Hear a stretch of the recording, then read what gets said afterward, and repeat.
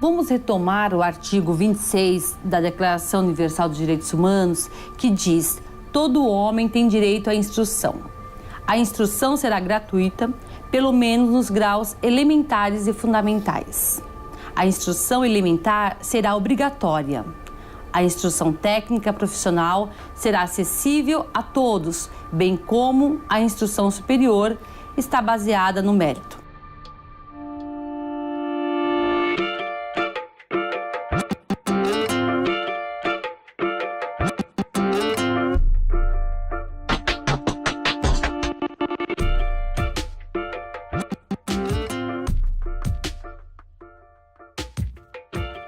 A educação de uma criança é mais do que um direito.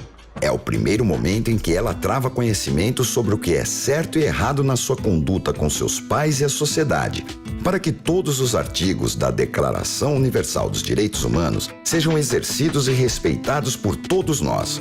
Atualmente, esta formação pode ser fornecida tanto pelo ensino privado quanto pelo ensino público, que cada vez mais se equivalem. A escola certa depende do pai e da mãe. Então, como fazê-la? É disto que se trata este episódio. O direito à educação, que é mais amplo, porque educação não se dá apenas no ambiente escolar. Educação, ela se dá em todos os cantos, convivência social e comunitária. Eu fico pensando como seria uma educação em que formam engenheiros, médicos, assistentes sociais, pedagogos, sem pensar nessa questão dos valores que a vida vai nos exigir. Então, educar para a convivência com a diversidade, educar para a democracia de base, educar para uma participação ativa, são princípios que esta declaração trata nesse artigo. Eu tô nessa escola desde a primeira série, eu vim do pré, já vim pra cá, só tive 2 escolas na minha vida toda. Eu gosto muito de ler, eu gosto de estudar, eu gosto das aulas daqui, é bem legal. Eu acho que a escola não interessa se ela é pública ou particular, o que interessa é ela ser boa, a qualidade do ensino. Tenho 29 anos de magistério, em específico 18 de diretora de escola. E aqui no Helena Lombardi eu tenho já 14 anos. Bom, eu sou Cleonice de Carvalho Alonso, diretora desta escola EMF, professora Helena Lombardi Braga. No início, a educação era um privilégio. Você saber ler era um privilégio. Então, eu tenho orgulho do trabalho, porque a gente conseguiu modificar essa realidade. Muita gente fica dentro da escola reclamando, né? Não acontece isso, não acontece aquilo. Se nós ficarmos reclamando, nós não vamos ter trabalho nenhum para apresentar ao longo dos anos. Esses dias eu entrei no blog da escola e vi lá, um aluno tinha colocado assim: você prefere o recreio dentro ou fora da escola? Né? Quando eu vi aquilo, eu falei, nossa, eles estão precisando de recreação, né? Então, aí eu fiz o quê? Já investi mais nos parquinhos, né? Começamos a trabalhar com jogos, na observação do que está acontecendo, do que eu preciso, do que o professor já tem.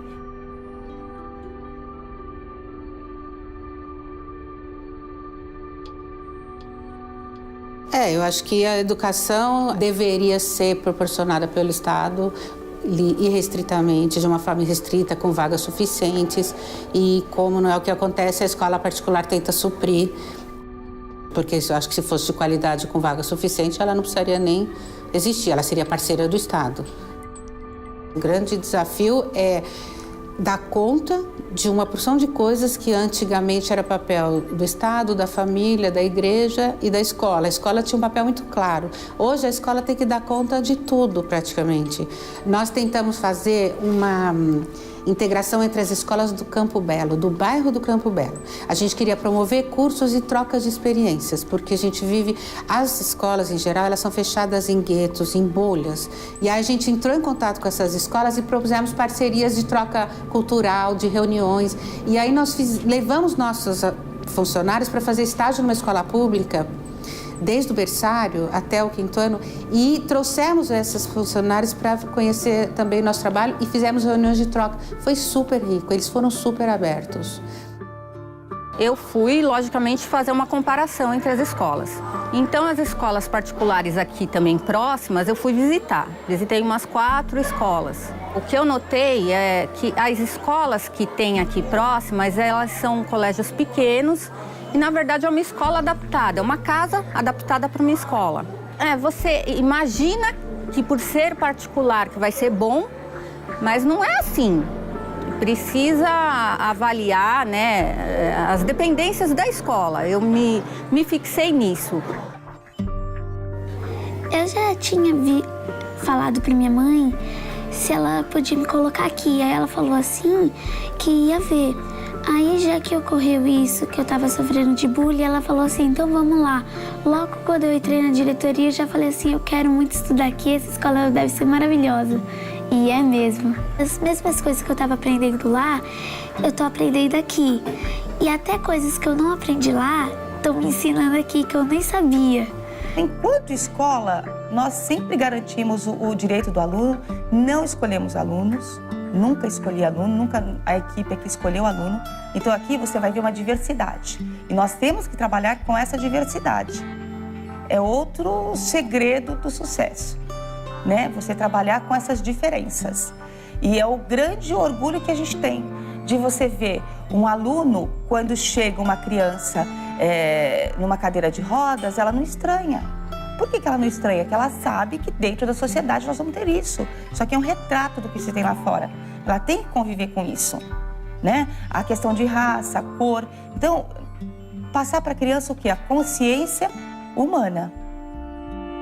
Bom, eu quero entrar no MEITEC, quero fazer o ensino médio e quero também fazer edificações, me tornar uma engenheira civil. A escola me ajuda e me prepara tanto para a vida em si, como também todas as provas e onde eu quero entrar. Também as escolas públicas também, que hoje em dia é muito bem recomendada. Várias escolas, principalmente a minha.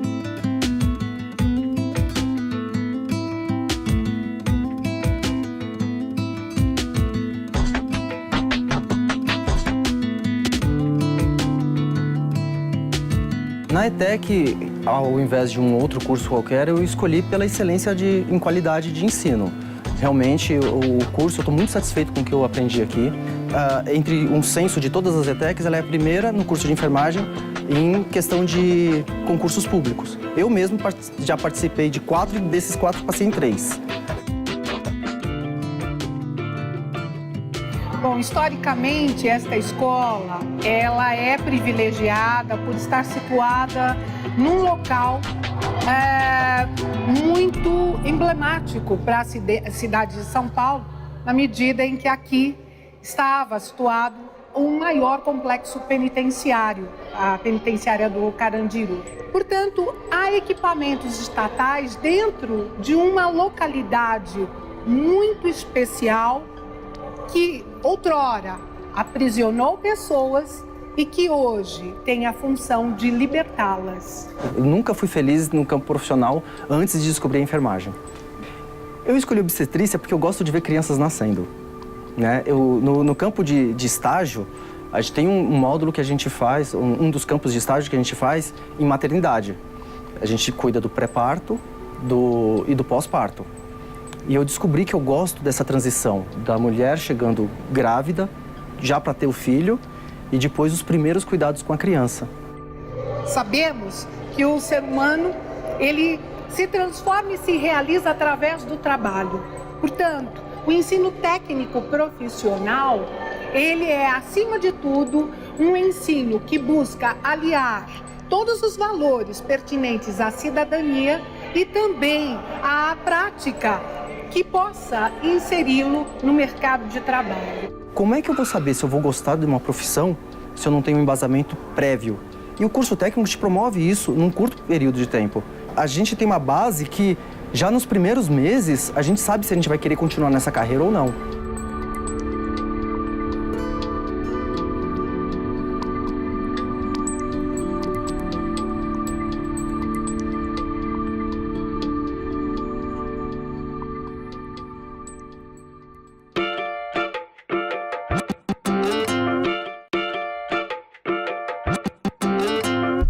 O guerreiro pensa em tudo e não consegue dormir. Tromba um e dá satisfação. Em casa é só frustração, tanta cobrança, é tudo com você. O mundo nos ombros pros outros não sofrer. Segura tudo e esquece de viver. E o mundo passa tão a milhão. Olhando não sabe a direção. É a estrada que começa, caminhada que termina. E você não olha nem nos olhos da sua mina. Toda pessoa tem o direito de participar livremente da vida cultural da comunidade, de fruir as artes e de participar do processo científico e de seus benefícios. Toda pessoa tem direito à proteção dos interesses morais e materiais decorrentes de qualquer produção científica, literária ou artística, da qual seja suas obras literárias e cinematográficas. O direito de participar livremente da vida cultural, a fruição cultural é maravilhoso. O artigo 27, ele aponta para uma necessidade humana. Diria que, nesse sentido, a Declaração Universal de Direitos Humanos é muito atual, porque busca garantir esse direito à cultura. Então, nesse aspecto, é fundamental a gente valorizar, ainda hoje, esse acesso.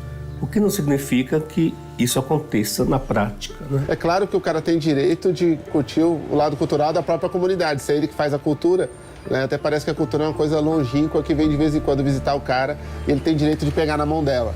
Não é assim. O cara está aqui dentro e ele faz a própria cultura. Ele é a própria cultura.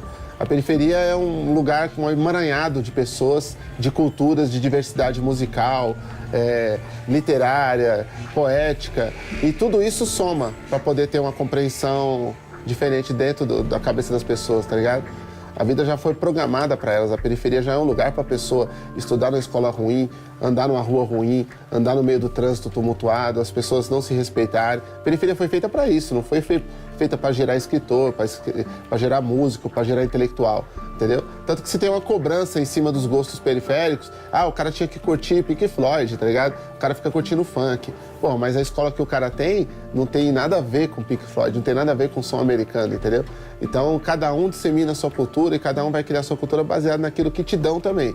Se a pessoa se sente valorizada, respeitada em sua cultura, né, ela vai ter maior interesse em participar. Quando você descentraliza as decisões, quando você escuta o aluno desde criança, nós temos projetos que falamos assim, educação para o exercício da cidadania desde a infância. Então a criança, né, ludicamente, com a arte, com a música, com o teatro, com a dança, com a brincadeira, né, ela aprende a ser cidadã desde cedo. Na verdade, a periferia acabou criando um tipo de revertério, a periferia mesmo achou a própria solução.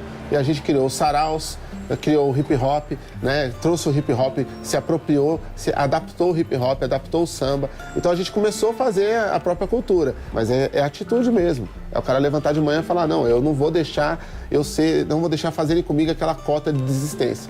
Eu vou ser a cota que vai para frente. Meu nome é Ferrez, tenho uns 38 anos de idade, sou escritor e moro no Capão Redondo, zona sul de São Paulo. Na verdade, eu comecei em 1997, eu lancei o primeiro livro de poesia, chamado Fortaleza da Desilusão, e é um livro que a comunidade veio e abraçou, gostou do livro, só que eles falaram, pô, mas a poesia é concreta, eu não manjo muito, você podia contar a minha história, você podia contar a história do Nego Jaime, você podia contar... Aí eu falei, mano, eu vou fazer um livro de histórias. E aí, de 97 para o ano 2000, eu escrevi um livro de histórias, que é o Capão Pecado, que virou um romance, depois eu transformei no romance. Foi o bairro que acreditou em mim, para depois eu ir para outros lugares e tentar provar que eu era escritor mesmo. Até hoje estou tentando provar. Então hoje eu tenho uma carreira definida na literatura. No começo, todo mundo falava que eu era louco. Você vai escrever num bairro onde ninguém lê, onde as pessoas não têm autoestima, onde ninguém quer comprar nada. Nem todo mundo vai virar escritor, nem todo mundo vai virar pintor, nem poeta, nem músico. Mas uma coisa é certa, a literatura te dá senso crítico. Ela te ensina a fazer um embate, ela te ensina a se portar melhor referente a uma questão de emprego, a uma questão de conversar com outra pessoa. Então a literatura soma também no caráter. Ferrez é uma pessoa que sobreviveu às dificuldades de se viver longe dos centros urbanos. Sua poesia o libertou da marginalidade. E o que ele faz hoje nas escolas é passar um pouco de sua experiência de vida para que as crianças e os pais possam enfrentar a realidade dura de quem convive com as durezas de quem não tem acesso ao que o Estado tem como obrigação oferecer. Mas ele não está só. Além da poesia, a música pode ser um fator de libertação.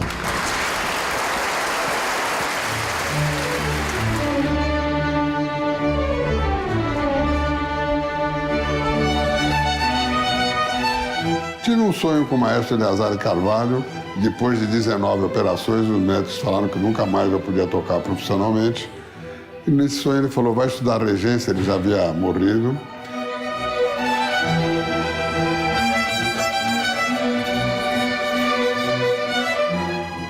No dia seguinte, às 7 horas da manhã, eu tomei a primeira aula com o maestro Júlio Medalha, mas aí vem a parte da superação, da determinação.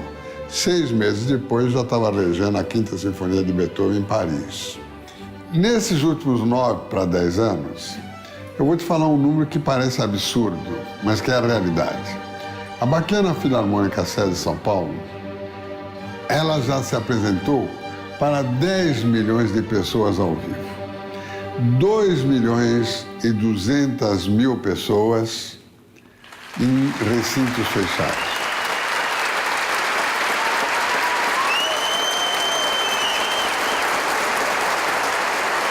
$3 milhões em ginásios ou concertos ao ar livre.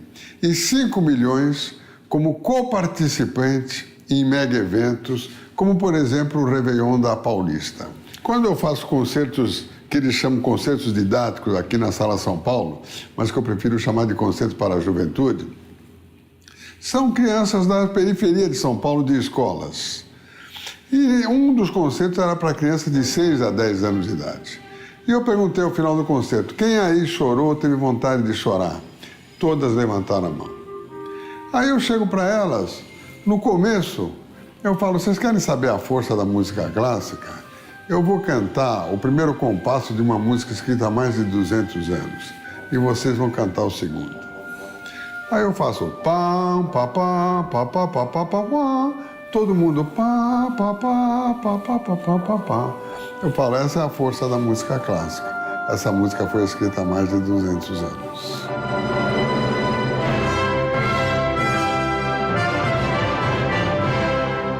João Carlos Martins, ex-pianista, 73 anos, maestro e futuro pianista.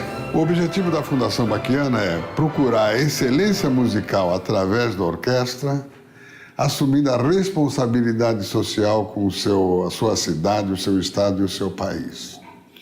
Então, a Fundação Baquiana, a meta que ela tem é uma meta para tentar deixar um legado. A procura da excelência musical aliada à responsabilidade social. Todos os artistas entenderam a importância de levar teatro, música, artes plásticas para as comunidades.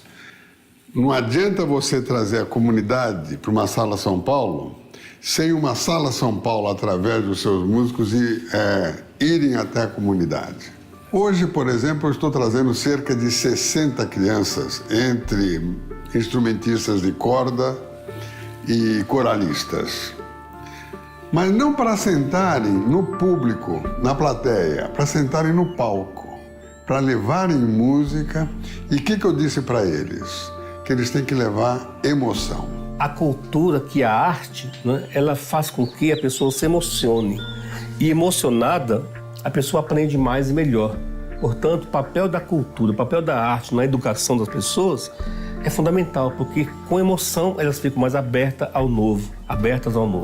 Então, portanto, aí a importância da garantia desse direito. Claro que, infelizmente, nós não podemos dizer que esse direito está garantido para toda a população brasileira em particular, né?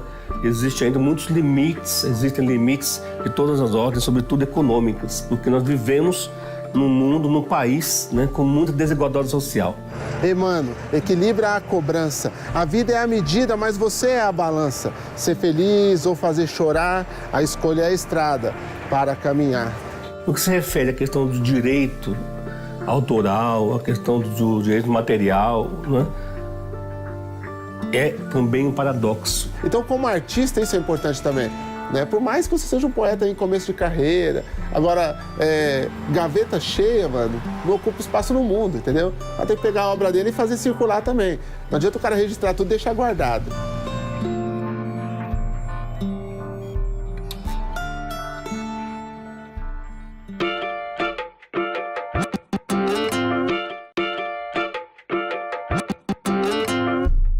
Cosmo, Laura, Giovana e Valber querem mais do que se formar. Eles têm uma vocação, querem servir a sociedade e, desta forma, fazer valer os itens que estão na Declaração Universal dos Direitos Humanos. Isto é exercer cidadania. Isto é pensar no próximo, como faz o maestro João Carlos Martins com sua orquestra.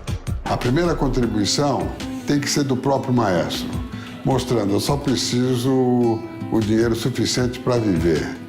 Não é com 73 anos que eu vou querer acumular fortuna. Então, eu preciso do dinheiro para viver. Tudo tem que reverter para a fundação.